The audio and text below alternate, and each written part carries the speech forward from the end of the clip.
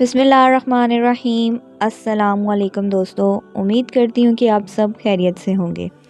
جادو کی علامات اور جادو کا علاج۔ جادو کے اکثر انسان کی صحت متاثر کرتا ہے اور بعض اوقات جان بھی چلے جاتی ہے۔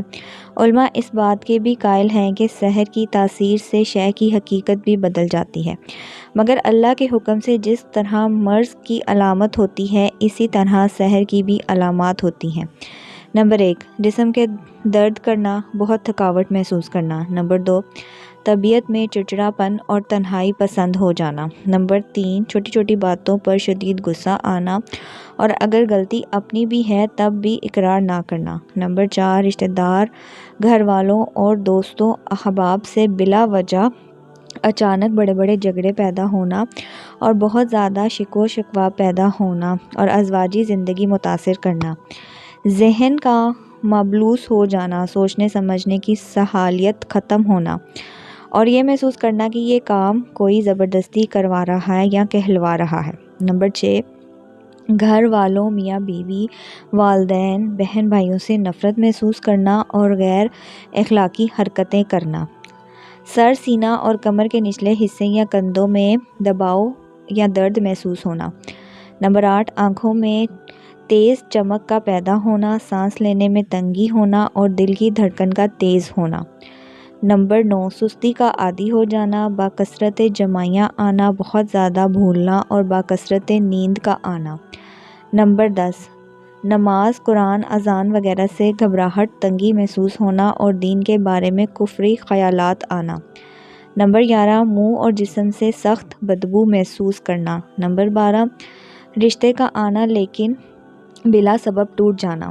نمبر 13، ایسا محسوس ہونا کہ کسی نے سوئی چبھوئی ہے، اس کی تکلیف کا محسوس کرنا یا یوں لگنا جیسے کسی نے سر میں کوئی کیل یا باریک نکولی چیز داخل کر دی۔ اگر مریض جسمانی طور پر بیمار ہو اور ڈاکٹر اس کی بیماری کے بارے میں ٹھیک سے رائے نہ دے رہے ہوں، ہر ایک کی مختلف رائے ہو، ڈاکٹری رپورٹ کلیئر ہو تو یہ بھی جادو کی واضح نشانی ہے۔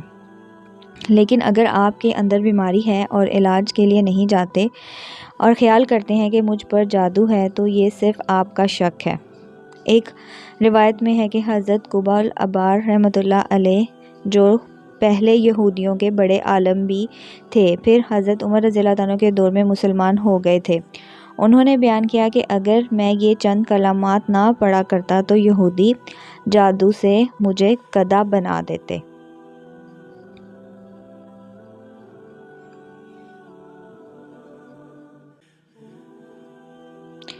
حضور صلی اللہ علیہ وسلم پر یہودی اور اس کی بیوی نے جادو کر دیا تھا۔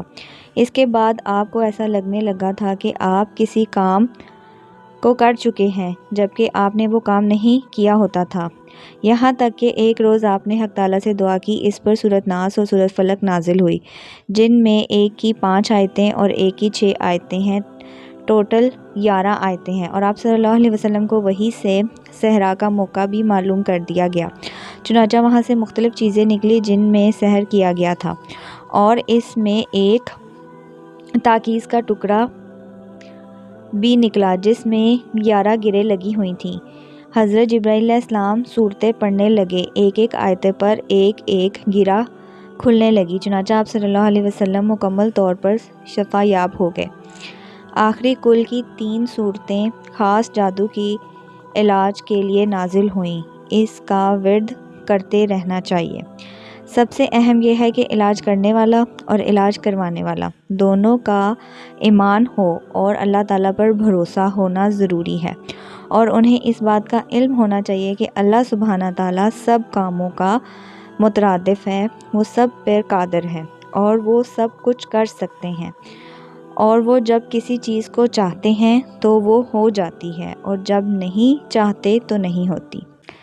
دوستو، اگر آپ کو میری آج کی ویڈیو پسند آئی ہو تو ویڈیو کو ایک لائک، اور جنہوں نے ابھی تک میرے چینل کو سبسکرائب نہیں کیا ان سے گزارش کرتی ہوں کہ میرے چینل کو سبسکرائب کر لیں، بیل کے آئیکن کو پریس کر لیں جس سے آپ کو میری لیٹسٹ ویڈیو کا نوٹیفیکیشن ملتا رہے۔ دعاؤں میں یاد رکھیں، اپنا بہت سارا خیال رکھیں۔ انشاءاللہ ملتی ہوں آپ سے نیکسٹ ویڈیو میں۔ اللہ حافظ، جزاک اللہ فی امان اللہ۔